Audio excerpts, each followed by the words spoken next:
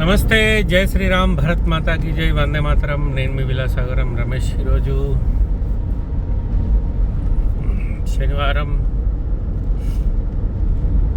2026 June 11 తారీఖు నాడు ఈరోజు వీడియో వేస్తున్నా.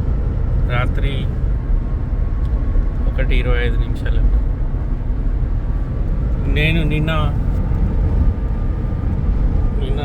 మొన్న 11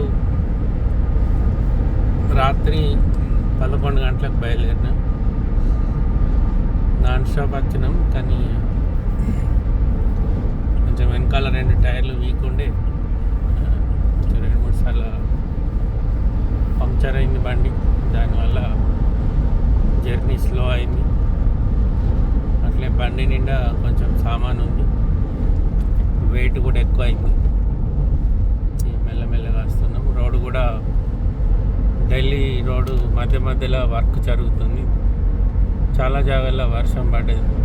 ఇప్పుడు కూడా ఫుల్ గాలి దూరం ఉంది. ఢిల్లీలో వర్షం పడుతుందంట. మాకు ఇంకో ఢిల్లీ 90 కిలోమీటర్ దూరంలో ఉంది. అయితే మన జీవితకాలం మొత్తంలో మనం దూరం వరకు మన రిలేషన్లో మనకు మంచి చేసిన చెడు చేసిన చాలామందిని వాళ్ళ సమయం అయిపోయిన తర్వాత వాళ్ళు చనిపోయినప్పుడు అందుబాటులో ఉంటే పోయి ఆఖరి చూపు చూస్తాం. అందుబాటులో లేకపోతే వాళ్ళ ఏమైనా కార్యక్రమాలు జరిగినప్పుడు దానికి అటెండ్ అయ్యి వాళ్ళకు నివాళులు అర్పించి వాళ్ళని మర్చిపోతాం. మనిషి జీవిత గమ్యంలో తను చేసే ప్రయాణంలో చాలా వరకు వెనుకకు తిరిగి చూడకుండా ముందుకు నడుచుకుంటూనే పోతూ ఉంటాడు. కానీ మనం కూడా ఏదో ఒక రోజు ఎక్కడో ఒక్కడ మన ప్రయాణం ఆపాల్సిందే. ఇది జగమెరిన సత్యం. ఖచ్చితంగా రేపు అనేది ఉండదు. మనం కూడా ఏదో ఒక రోజు కాలగర్భంలో కలిసిపోవాల్సిందే అని తెలిసి కూడా మన కళ్ళ ముందు ఎంతోమందిని పోగొట్టుకొని కూడా ఇంకా ఏదో సాధించాలని, ఇంకా ముందు ఇంకా గొప్పగా బతకచ్చు అనే ఉద్దేశంలో అన్నీ చంపుకొని మన దగ్గర ఉన్న కొద్ది సమయాన్ని మన కుటుంబం కోసం వెచ్చిస్తూ ఉంటాం. కానీ ఎప్పుడన్నా మన జీవితకాలంలో మనకు మంచి చేసిన వాళ్ళు పలానా సమయంలో నా పరిస్థితి మంచిగా లేనప్పుడు వాళ్ళు నాకు ఇట్లా ఉపయోగపడ్డారని గుర్తుకొచ్చినప్పుడు మాత్రం చాలా బాధ అనిపిస్తుంది.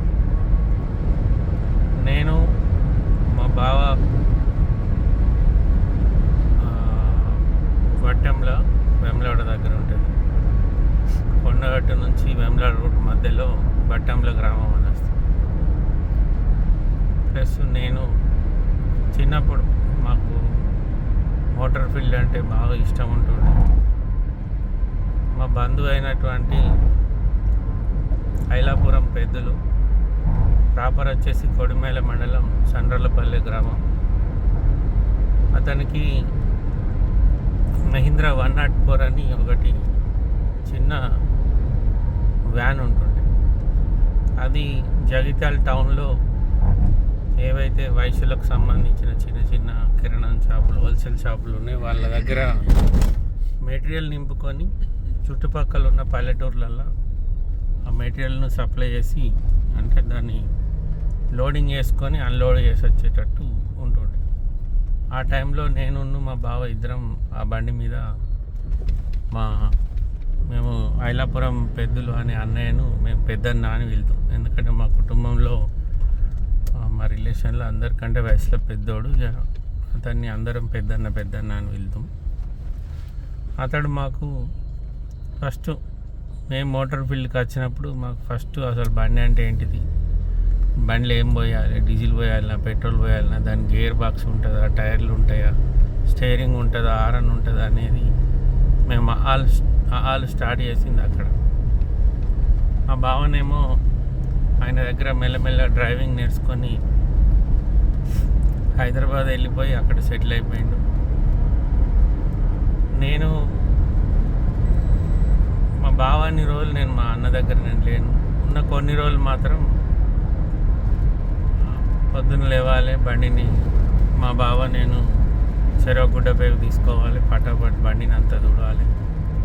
మా అన్నయ్య స్నానం గీనం చేసి వచ్చి మా గాడ్ ఫాదర్ లెక్క అప్పుడు బండి కాడికి వచ్చేసరికి మేము అన్నీ రెడీ చేసి పెడితే ఒక అగరబస్తీ ముట్టించి దేవునికి దండం పెట్టుకొని అడ్డ మీదకి బయలుదేరాం. అడ్డ మీదకి పోగానే అక్కడ మా అన్న మాకు పూరి తినిపిస్తుండే.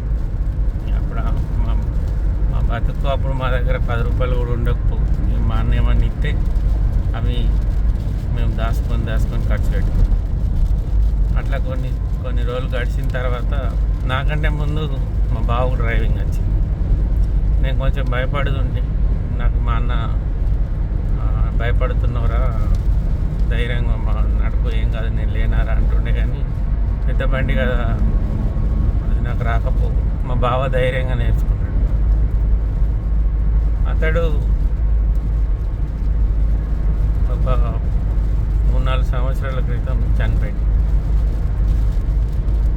ఇందాక జర్నీలో టాపిక్ మీద టాపిక్ వచ్చినప్పుడు నా దగ్గర ఉన్న అబ్బాయి, మీ ప్రయాణం అసలు ఈ సిస్టమ్ ఇందులోకి రావాలని ఎప్పుడు స్టార్ట్ అయిందన్న అంటే, అన్న గుర్తుకు రాగానే చాలా బాధ అనిపించింది. చాలా కష్టపడ్డాడు.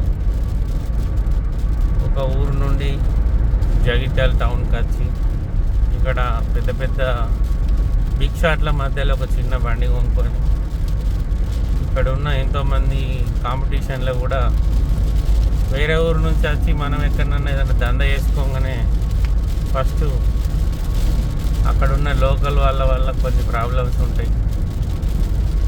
మా బండి పోయేదాకా నీ బండి పోవద్దు, లేకపోతే మేము పోయి వచ్చిన తర్వాత నేను పోవాలి, అట్లాంటివి ఉంటుండే. అయినా కానీ ఎవరికి భయపడకుండా ధైర్యంగా కస్టమర్ వస్తే, ఎవరైనా బండి కోసం వస్తే వాళ్ళతోటి మాట్లాడి దంద వేసి జగిత్యాల్లో నిలబడ్డాడు ఆ జమాన్లో. అట్లా అక్కడ కష్టపడి సంపాదించిన కొన్ని డబ్బులతోటి పెగడపల్లి మండలం నందగిరి గ్రామంలో కొంచెం వ్యవసాయ భూమి కొనుక్కొని, ఒక ట్రాక్టర్ కొనుక్కొని అక్కడనే కుటుంబాన్ని తండ్రలపల్లి నుంచి కంప్లీట్గా నందగిరికి షిఫ్ట్ చేసుకున్నాడు. అట్లా మనిషి ఎవరికైనా భగవంతుడు కొన్ని సంవత్సరాలు ఆలోచిస్తాడు. ఇక వ్యవసాయంలో అతనికి ఈ ఫీల్డ్కు ఆ ఫీల్డ్కు అసలు సూట్ కాదు. ఎందుకంటే డ్రైవింగ్ ఫీల్డ్ అంటే ఏదైనా ప్రాజెక్ట్ వస్తే కంప్లీట్ అయ్యేదాకానే ఉంటుంది, అది తొందరగా అయిపోతుంది. కానీ వ్యవసాయం అట్లా కాదు. ఒక పంట వేస్తే ఆ పంట కంప్లీట్ అయ్యేసరికి కొన్ని నెలల టైం పడుతుంది. ఆ నెలల పంట చేతికి వచ్చేదాకా మనిషి ఎదురు చూస్తూనే ఉండాలి. ఇక ఆయన వ్యవసాయం ఆయన వల్ల కాలేదు. అది కౌలుకి ఇచ్చి వాళ్ళ బంధువులతో వేయించండి. కానీ మనిషి కొంచెం ఏజ్ మీద పడ్డ కొద్దీ శరీరంలో ఉన్న చిన్న బీమారీలు బయటపడుతూ ఉంటాయి. చనిపోయింది. క్లైమాక్స్లో నేను మా బావ ఇంకే గుర్తు చేసుకుందండి. ఈరోజు మనం ఇక్కడ ఉన్నామంటే ఆ రోజు ఆయనే మనకు ఇచ్చిన ధైర్యం బావ. అంటే ఎందుకో ఈరోజు ఇన్ని రోజుల తర్వాత ఆయన లేడు భూమి మీద, కానీ మేమైతే ఎప్పటికైనా గుర్తు చేసుకుంటున్నాం. మా మొత్తం కుటుంబంలో మాకు మా అందరిట్ల వయసులో పెద్దోడు, అతని పేరు కూడా పెద్దన్ననే, పెద్దలు. మేము కూడా అట్లే మనకు కూడా ఎవరన్నా ఎక్కడన్నా ఏదన్నా ఒక సందర్భంలో ఖచ్చితంగా ఇట్లా ఉపయోగపడి ఉంటారు. మనిషి మన భూమి మీద లేకపోయినా తను చేసిన కొన్ని మంచి పనులు మన జ్ఞాపకంలో ఎప్పుడు ఉండిపోతుంది. బ్రతుకుతే అట్లా బ్రతకాలి. సరే అందరం కుటుంబం కోసమే బ్రతుకుతాం, కానీ మన కుటుంబం కాకుండా మనకు సంబంధం ఉన్న లేని వ్యక్తులకు మనం ఏదైనా ఒక రకంగా ఉపయోగపడితే మనం రేపు చచ్చిపోయినా కూడా వాళ్ళు మనల్ని ఖచ్చితంగా యాద్ చేసుకుంటారు. ఏదైనా తప్పు మాట్లాడితే సారీ సార్, ఎందుకు అన్నయ్య గుర్తుకొచ్చి వీడియో చేసి ఒకసారి నమస్తే, జై శ్రీరామ్.